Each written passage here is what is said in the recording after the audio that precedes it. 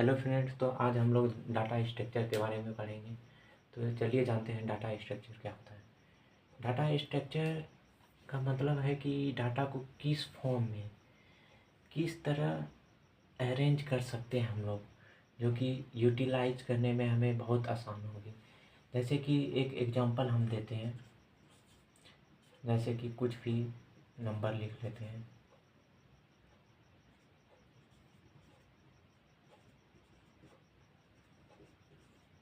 यहाँ पे नंबर लिख लिए हम।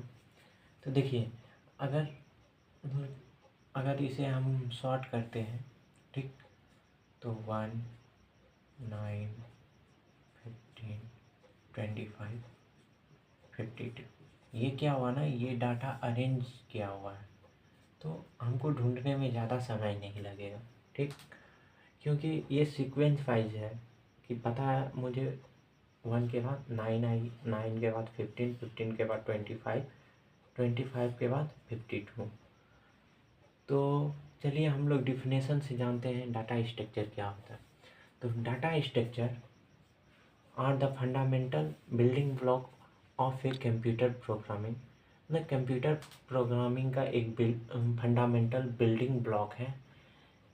दे define how to organise, store and manipulate within a programme.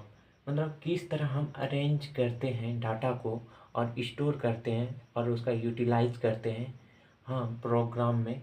Commonly using data structure, उसे ही हम लोग क्या कहते हैं, कॉमनली डाटा स्ट्रक्चर कहते हैं।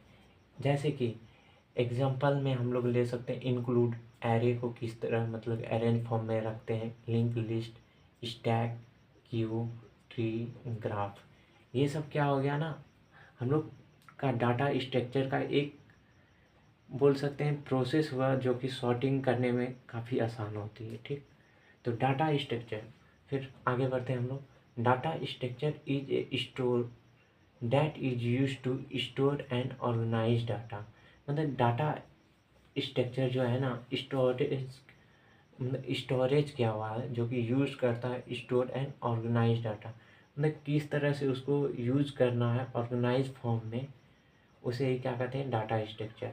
It is way of arranging data on a computer, और कंप्यूटर में किस तरह अरेंज करते हैं डाटा को। Data structure is a particular way of sorting and organise data. मतलब कि डाटा को देखिए पार्टिकुलर वे में यहाँ पे क्या किया हुआ है, सॉर्टिंग किया हुआ है, ऑर्गेनाइज किया गया है डाटा को इन a memory of the computer. किसमें, कंप्यूटर की मेमोरी में किस तरह अरेंज किया जाता है डाटा को, ठीक। So that this data can be easily retrieve and efficiently utilise in future. ताकि हम लोग अगर डाटा को अरेंज करके रखते हैं तो हमें कभी भी अगर खोजने में परेशानी नहीं होगी उस डाटा को, तो इसलिए वो इजीली मिल जाएगा, ठीक। और कभी भी फ्यूचर में, जैसे कि बहुत सारा हम लोग बुक रख देते हैं, ठीक। अगर बुक के नाम के अनुसार, जैसे कि यहाँ बुक है, चलिए बी से स्टार्ट है कोई सा बुक, ठीक, यहाँ सी से स्टार्ट है, यहाँ डी से स्टार्ट है, एग्जाम्पल की तरफ से हम लोग समझते हैं, ठीक। तो अगर देखिए हम लोग बहुत सारा बुक है वहाँ पे, लाइब्रेरी में बुक रहता है बहुत सारा, ठीक।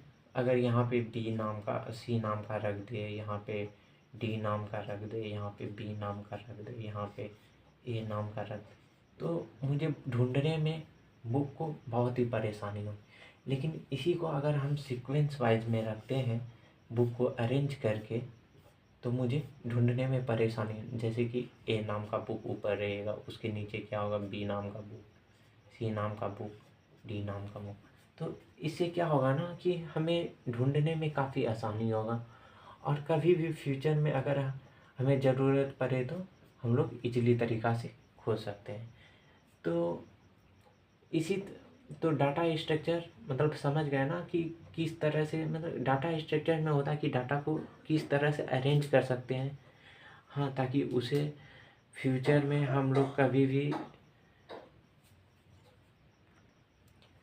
उसे अच्छी तरह से ढूंढ सकें और मुझे डाटा ढूंढने में आसानी हो। इसे ही क्या कहते हैं, डाटा स्ट्रक्चर।